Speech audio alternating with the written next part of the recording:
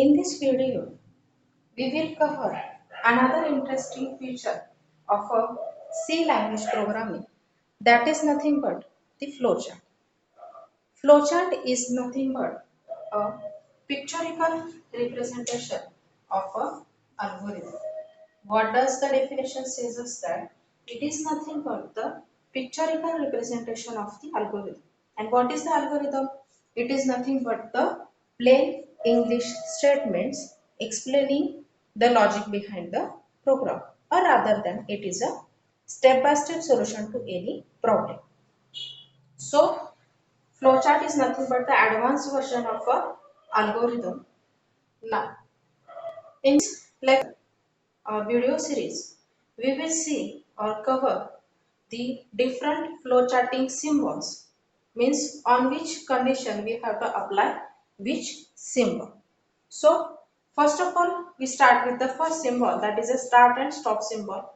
You have to mold the rectangle and give the names like, to start the flowchart you have to apply the start, and to end the flowchart you have to apply the stop. Then what does it says us that it is a start and stop symbol, and why we are using it to start and terminate the flowchart. Next mechanism is nothing but the input and output. What is the input and output? As in the last video, we all have seen the different algorithm examples, and in that we have listed the statements like accept the input from user, display the input to user, or accept two numbers, display three numbers, and etc. things that we have listed in the algorithm. To display that things in terms of a flowchart, we have to use the input output symbol, that is this different type of a square. And what is the purpose of using it, or what is the actual use? It is used for input output operation. Means uh, clearly understand it like when you have to write the printf or scanf statements, or you have to take input from user, then or you have to print output to user, then apply this symbol. Next, coming to the next mechanism. Third is nothing but the process. And here we had actually used the rectangle shape. And what is the actual use of it? To mention ALU and data transfer task. What is the ALU? ALU is nothing but the arithmetic and logical unit. What is the ALU? ALU is nothing but the arithmetic and logical unit, and the different data transfer tasks are mentioned in this rectangle shape. Which statements will be converted to these symbols, or this symbol will be used when? I will clarify it to you that, for example, you are having the statement like C equals to A plus B, means you have to add two numbers. In that case, the processing will be written in it like C equals to A plus B.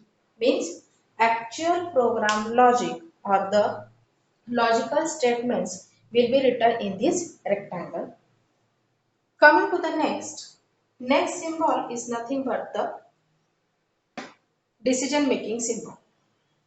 And what is its use? For branching and condition checking it is used. How it is used? In the last few algorithm examples, we have used the if statements. What is the if statement? If is nothing but the condition checking or decision making statement.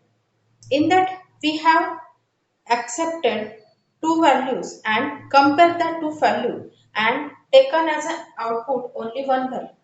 Means, for example, in the last few examples, we have seen that when you have to check whether a number is positive or negative, you will use statements like if a is less than 0, then it is negative, otherwise it is positive. Then for such mechanism, we will use this decision making symbol.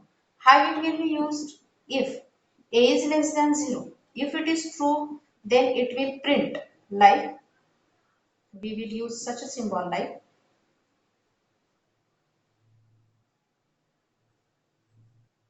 A is negative. If it is false, means it is greater than 0, then in such case we will use A is positive.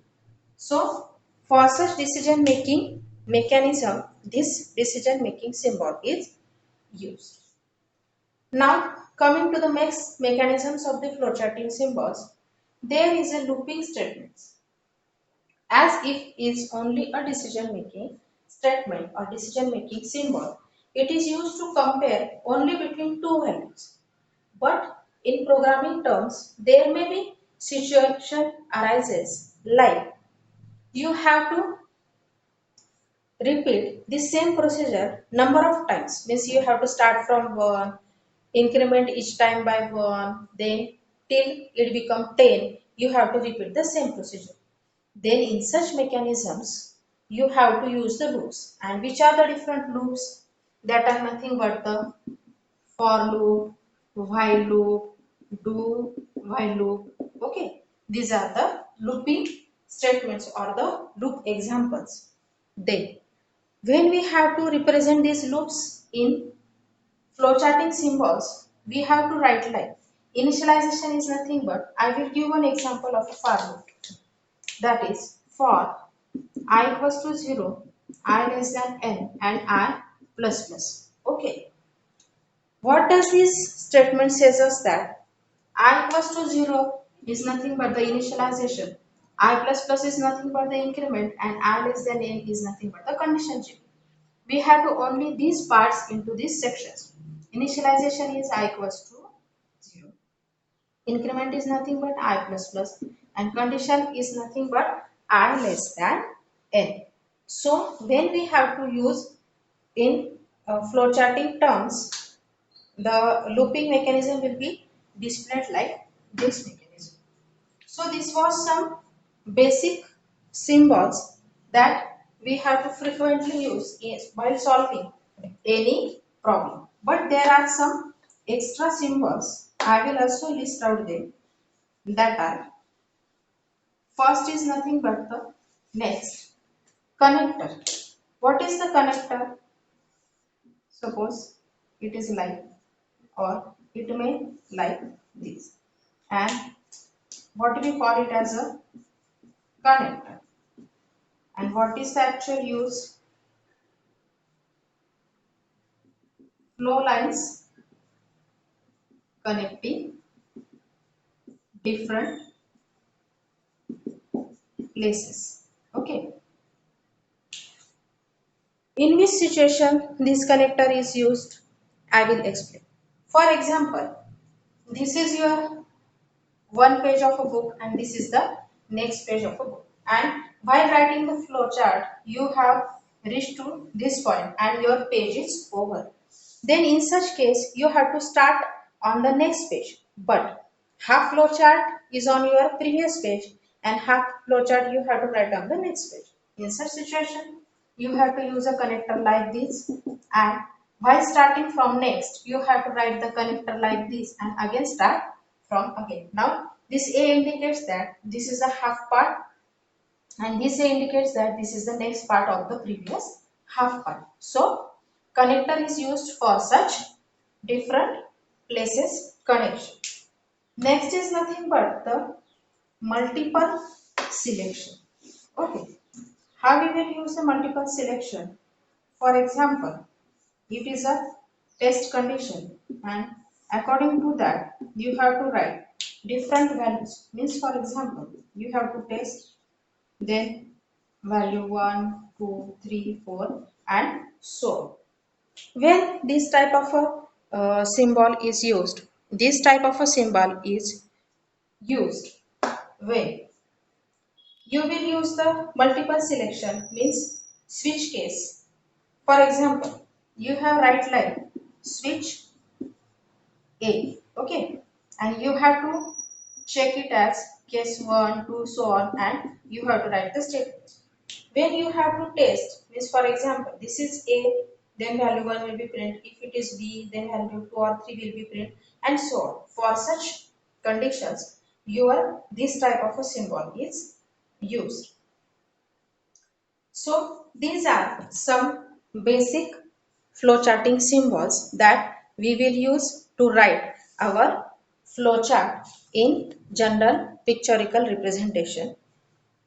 Why you have given the flowchart and algorithm in your syllabus? This is nothing but the way of thinking, means this is nothing but the developing the way of thinking to start any project and reach till the output of a project. Means in the first year you will get the idea about how to think on any problem, then you will write the algorithm. Then every person is not interested in reading anything, then pictures will give it a detailed knowledge, so we will convert it into a flowchart to get a detailed and short but sweet knowledge. So we are using the flowchart, and from that flowchart algorithm we are writing the pseudocode. This is the next point of your syllabus, that is pseudocode. Pseudocode will help you in the situations like, it is nothing but the pre-statements of an actual programming language. Means actual logic is listed in a programming terms and that logic is converted into a file program. So these are all steps, or this is nothing but the development of your mind, starting from the problem taking till the development of a software. So this is very important and necessary point from your future point of view. So remember all these things very clearly and till a long period. Okay, so this is all about the flowchart symbols and need of the flowchart. Thank you so much.